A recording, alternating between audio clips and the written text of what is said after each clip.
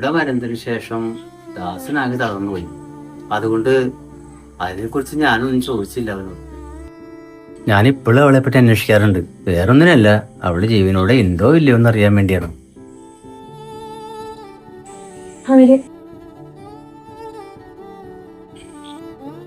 നിങ്ങൾക്ക് എന്തെങ്കിലും ഒരു വിവരം കിട്ടണമെങ്കിൽ എന്നെ ഒന്ന് അറിയിക്കണോട്ടാ. നീ എന്തിനാണ് തടയാൻ പോയത്? അവർ ജീവിച്ചിരിപ്പില്ലാത്ത കാര്യം ഞാൻ അയാളോട് പറയില്ലായിരുന്നാ? പറയാതിരുന്ന തന്നെ നന്നായി. നമ്മളോ ഇതിൽ പെട്ടുപോയി. വെറുതെ അയാളെ കൂടെ വിഷമിപ്പിക്കണ്ടല്ലോ.